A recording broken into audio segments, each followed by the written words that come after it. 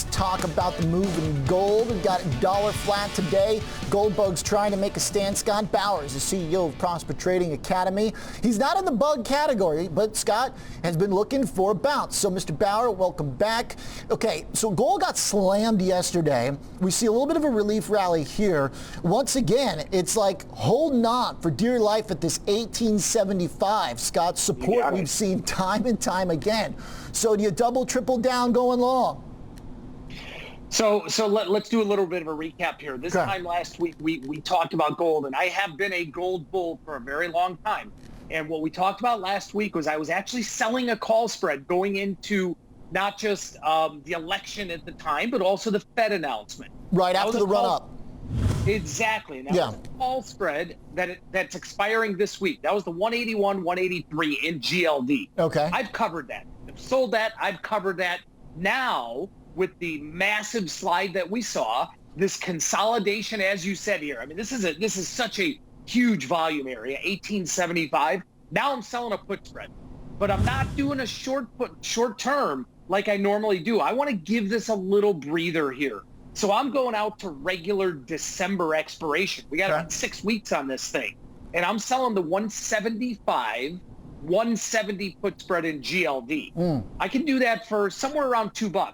Now, 175 in GLD is right around that 1875-ish area that, we're referencing in gold. It's not a one-to-one correlation, but it's pretty close. Okay. So I am looking for some support there. I do have a little leeway to the downside in case this thing does trade lower, but I still love going into the end of the year, the upside to gold.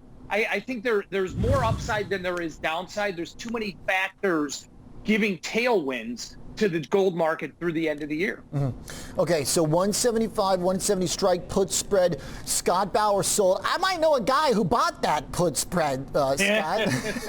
So I think it's a good time to come back to one of the important themes that we were discussing throughout the gold conversation we've been having for a couple months, which is that you don't bet against trend reversal the way you view your trading strategy, Scott, is you basically wait until the market has told you that there is a reversal in trend, right? And right now, we're somewhere in between. Our uptrend isn't happening, but the downtrend isn't either. And so basically, you're just going to keep hitting this thing with the bullish bias around 175 until that area breaks. Am I right?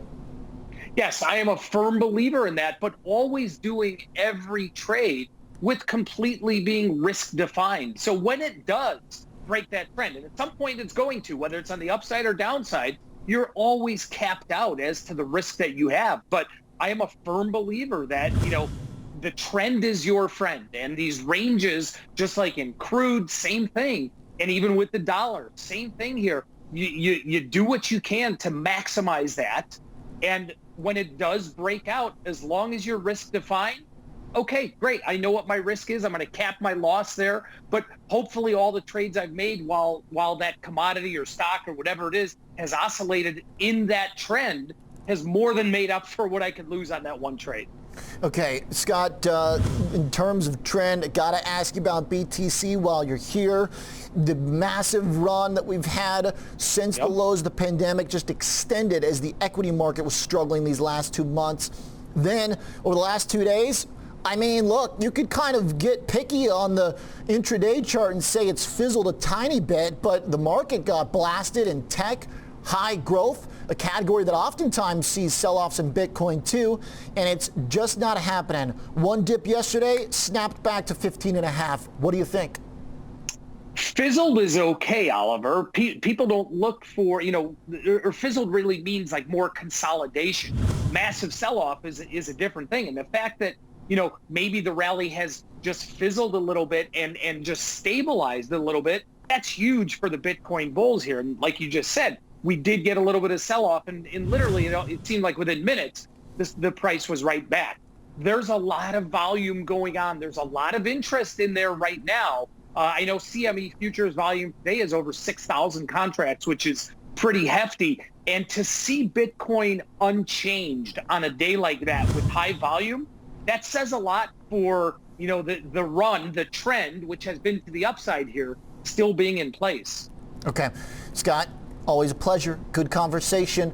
looking to get some gold stabilization. That's the trade. We'll keep covering it. Love the back and forth. Love the transparency on the process. Scott Bauer, CEO of Prosper Trading Academy.